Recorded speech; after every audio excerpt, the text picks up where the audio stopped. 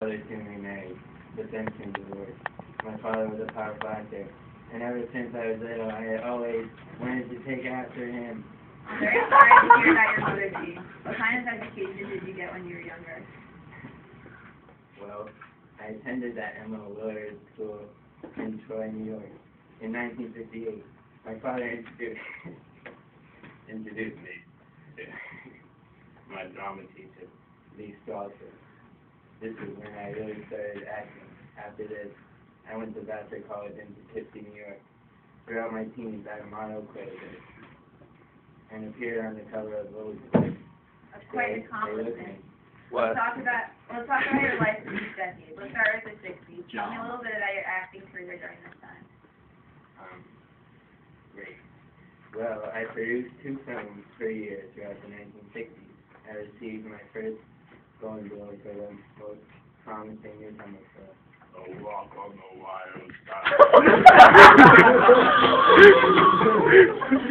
How many cameras on you right now? Prostitute.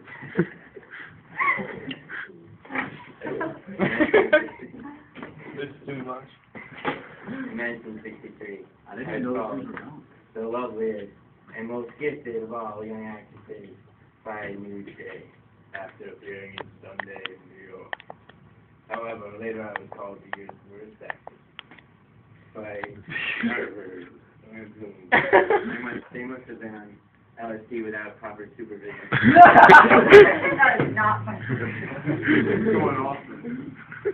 I knew I needed to make a breakthrough quickly. So in 1965, I took part in Cat Ballou.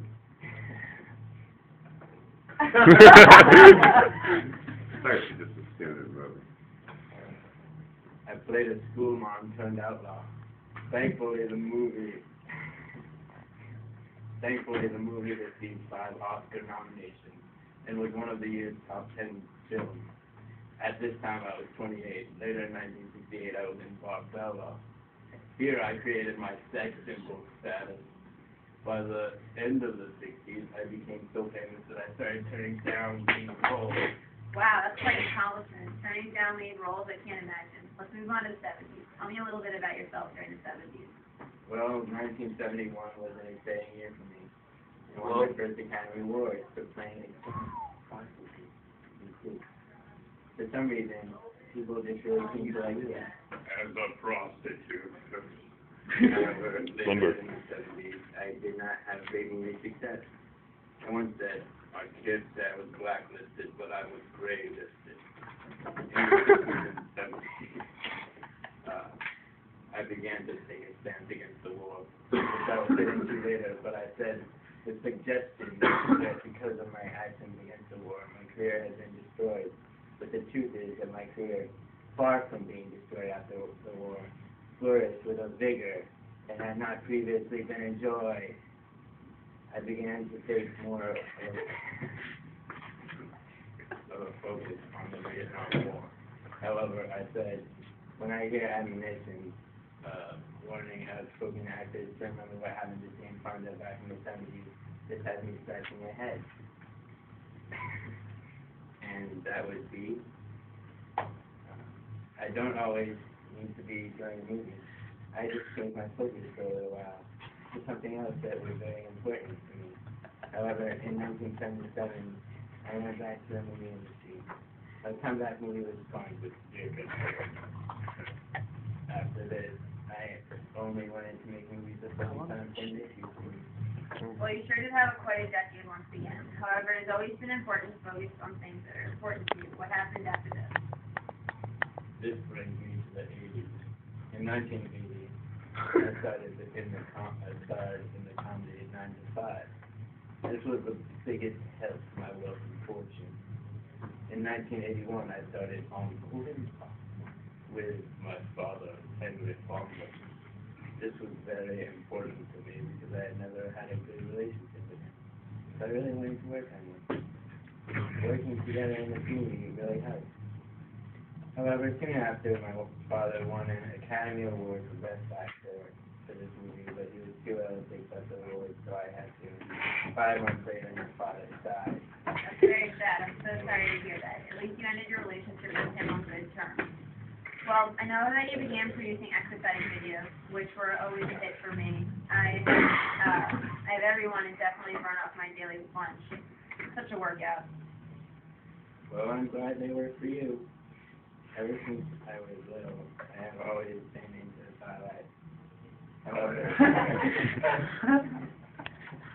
However, when I was filming my movie, The China Syndrome, I broke my foot. I need to rehabilitate. The China Syndrome. Oh. It was about a nuclear power plant So I meltdown. began work, Chernobyl. soon I started the James Fonda workout videos, which you can find on YouTube by looking at them. In 1982, I released my first video. I also wrote a book called James Fonda's Workout Book. I sold 17 million copies of my video. This was the most any home video I had ever sold. By the end, I had released 23 workout videos, 5 workout books, and 13 audio programs.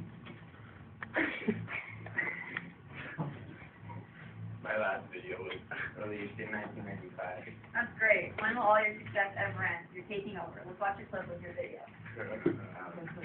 I'm designed to give you a total workout that you can adapt to your own level of fitness. For example, the 30-minute aerobic portion of the class allows you to also... Sorry, that's Very, Oh. very pronounced. That was one of the first, like, of those workout video things. I mean, there's a million of them now, but that was like the first big series of them, yeah. And when she appeared on Golden Pond, and she had this brief scene in the bathing suit where she jumped in the water, and it was like this big, big deal. Definitely didn't know. Yo, Wilco and the Beast. Go ahead. Yeah. Yeah, speed it up. Well, funny you should say that. In 1991, I retired from the film industry. However, more recently, in 2005, I decided that I missed it, so I returned to starring less monster and all. In 2007, I started in Georgia Rule with the list department, and Lindsay Lohan is such a sweet girl.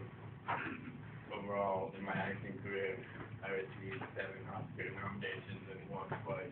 That's fantastic. Well, Jane, we all know that you're quite the actor, but people also know you for your radical political views and controversial statements. Tell me a little bit about that. Well, yes, I have been called controversial and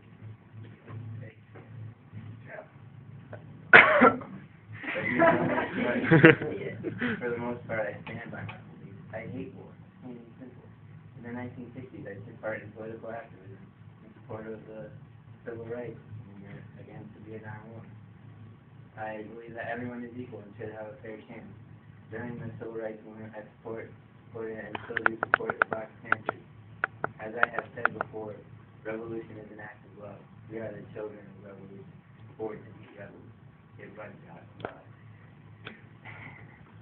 I also said the Black Panthers are a revolutionary vanguard, and we must support them using love, money, propaganda. Those are quite some statements, Jane. I know you took a lot of leadership positions throughout the war, right? Oh, for sure. During the war, Donald Sutherland and I formed the Free the Army. That was a play on words for fuck the Army. Sutherland and I visited towns on the West Coast with the soldiers that were about to go into Vietnam. All of our dialogue was filmed for a movie that was released in 1972. Our video is very critical of